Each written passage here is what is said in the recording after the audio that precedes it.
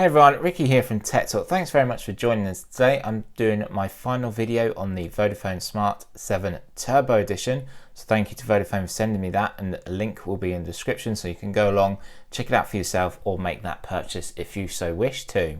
Okay, so first of all, let's have a look around the device and where the different buttons are, the different features are of this phone. So starting on the front of the device, up the top here, you have your speaker, which is front facing. You have your front facing camera for them selfies as well. And also you have your three capacitive touch buttons, which do not light up, which is a shame. So you have a back, a home, and then a menu. Turning to the left hand side, you're not going to actually find anything on here, but a tiny little grip hole there that you can take the back cover off, which I demonstrated how to do so in the SIM card and SD card insert video, which is live on the channel at the moment. Turning to the bottom of the phone, you're going to find a little microphone and a micro USB for charging and syncing, so you can move all your data to and from your device. Going around to the right hand side, you're going to find your volume rockers and also your power sleep wake button. It's a shame that these are in the same color as myself being registered blind. It's a little bit difficult to see where they are. They're not very tactile. They are raised above the case there, but on the Platinum 7 they did offer a textile feel to them. So maybe it's a key thing maybe for Vodafone to look out in the future. So looking at the top of the device here, you're going to find a little mic. Also you're going to find your 3.5 jack for plugging in your headphones. This is an old-fashioned port now, as Apple has decided to move on and drop it. So we will see other manufacturers doing the same, maybe. So turning around to the back of the device, you've got your back-facing camera with an LED flash, and also you've got a Vodafone logo. So if I just tilt it this way, you can see that Vodafone logo that's there, but it's not, it's a subtle Vodafone logo. Also you have 4G down here at the bottom, as it is a 4G capable device. Moving on to lock screen and home screen. So on the lock screen here, you do have some applications. You have Google Now, you have Torch, Calculator, you can add a widget or camera. So by just doing one of these, it will lift up and then you can get into each one that you maybe want to get into. So we can slide to unlock there, and as you saw, I lifted the torch. So the torch is on there now at the back. So to just turn that off, we'll lock the device. Just lift that up again, and that will turn the torch off. So we can unlock the device here, and you can add a different widget there if you so wish. So like I said, you've got them three capacitive touch buttons. It is a shame that they don't light up as some do on the Ultra 7, the Platinum 7. So some of the devices do light up and some don't. So please bear that in mind. So your back button will always take you back out of what you was doing. So if we're in the Google Play Store here, press the back button and we'll always go back to where we were. Pressing the middle one, which is your home button, it's always going to take you home. Pressing and holding this home button will take you to Google Now, and you can ask Google Now all different things. You also have your menu button where you can dismiss one application at a time, or with this little link here, you can dismiss all. So your apps can be arranged and moved. So just touching and holding an application, you can move them, and also you can put them into folders. There we go, it makes a nice round circle folder, and then you can name them folders if you so wish. You can also move them folders around as well. So on a blank screen here, if you touch and hold the display, this menu will pop up where you can change your wallpaper or you can add a widget. So if we go into wallpapers, so first of all, let's change our wallpaper to this one. We're going to set this. So there we go, we've done that. Let's add a widget now. So touching and holding and choose a widget. So I'm going to take this clock and we can put it onto a different page here, and there we go. And that is how easy it is to change a widget. To remove a widget, hold and take it up to delete, and that will delete that. And it also had deleted the page as well because there wasn't anything else on that page. Also pulling down, you're going to find your notification area again, and pulling down even further, you're going to find your widget drawer. So inside your widget drawer, you're going to find your Wi-Fi, your brightness, airplane mode, mobile data, brightness level as well. So we can change that a little bit, bring that up a little bit brighter, and we can dismiss that by pushing that away. Swiping to the far left. So if we swipe to the right, but going actually to the left of the display, you're going to get all helpful tips from Vodafone about how to do certain things on your new smartphone here. Again, tapping that home button will take us straight back home. So for our next part of the review, I'm going to look at the speed test results for this phone. And for this, I'm going to use Geekbench 4, which is a application from the Google Play Store, so anyone can go and get this. So here is Geekbench 4.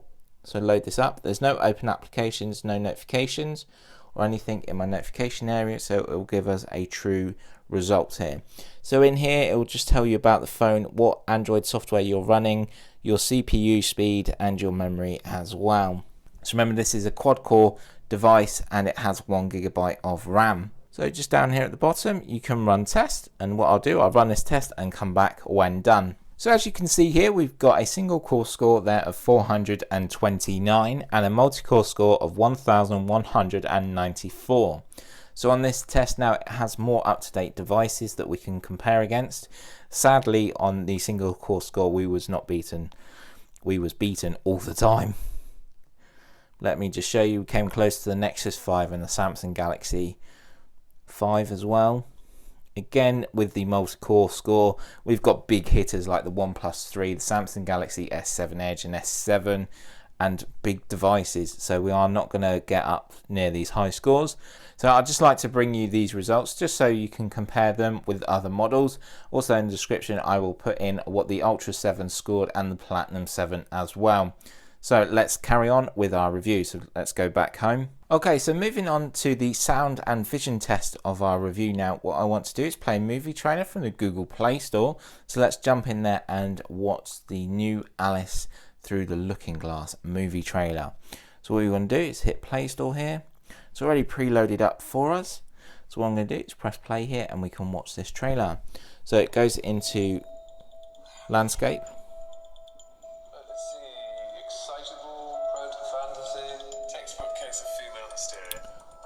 Fixed in no time. Stop her! Go back in the lane! Hurry! Hurry! Yeah! There's nothing wrong with me. You've been gone too long, Alice. One pill makes you larger, one pill makes you small. Friends cannot be neglected. Hurry. And you know you're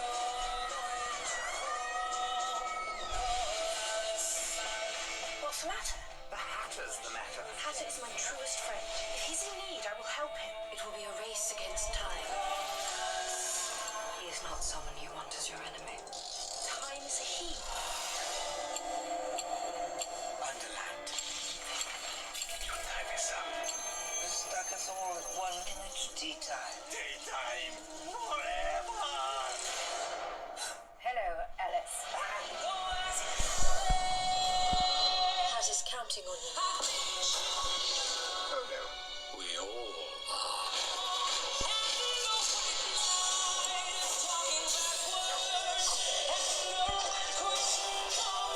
Wait! Oh, Alice, you always were an irksome, slurvish, interrupting thing.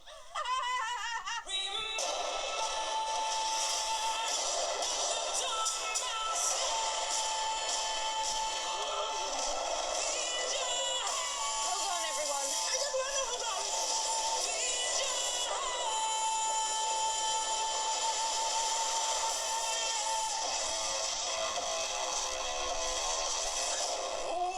Oh no, not again!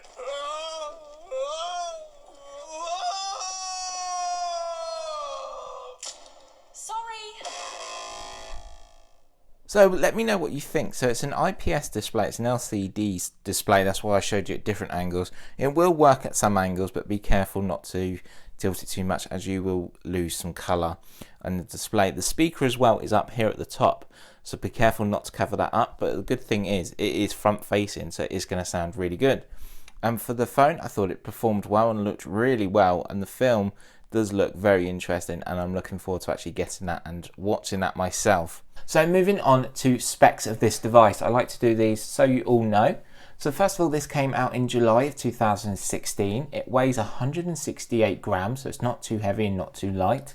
It's only 9.5 millimeters thick here, so it's not very thick at all. It also has the same sort of design as the Ultra 7 on this model, as this is the aluminium silver, and also there is satin charcoal, so it comes in a black colour as well. It is a 2G, 3G and 4G capable device. The display is a 5-inch display, remember always diagonal, it's an IPS LCD display. The resolution is 480 by 854. That will give you a pixel density of 196, so it's not too bad for the price of this device. So now let's move on to cameras. On the rear here, it's a 5 megapixel camera with an LED flash. It also has autofocus and can record videos in 720p. Coming around to the front facing camera is a 2 megapixel camera to grab all them selfies, but there is no flash. It is running the latest Android software, which is very nice to see, as Vodafone have made sure all their Smart Series 7 devices are running Android 6.0, which is Marshmallow. We're not too sure yet if it's going to have the push to Nugget, but I will keep you updated. It is a quad-core processor with 1GB of RAM. It has a GPU of Mali T720, so that's the GPU and the power and performance. Storage-wise, it has 8GB of storage from the out of the box and able to use. And then you can have a micro SD card, which I demonstrated, up to 32GB in this phone, and will work fine to add more storage so you can add more media and listen to your media on the go. So my final thoughts and feelings on this phone only costs £50 on pay-as-you-go from Vodafone. Like I said, link will be in the description, and it seems to perform really well. The one key thing that I did have with this was the GPS. So it does have GPS on board, but playing Pokemon Go, it seemed to struggle to connect to that GPS and actually use the GPS to play the game. Otherwise, playing games, they seem to work very fine. I showed multiple games, so please go and check out our gaming video. Otherwise, in my daily life using Twitter, Facebook, didn't have any issues. The only key thing that I did find, maybe the display, is when you tilt it sideways, it does lose that display, but for £50 here in the UK, you can't complain. So this would be an ideal phone for someone that is maybe looking for their first smartphone for a young child, or for an older generation that just need a smartphone to stay in touch and maybe take some selfies, get into the selfie spirit. So let me know what you think down below. Always appreciated. Please give a thumbs up. Remember to subscribe for all our latest videos and all our latest unboxings on the channel, and I will see you in my next one. Bye for now.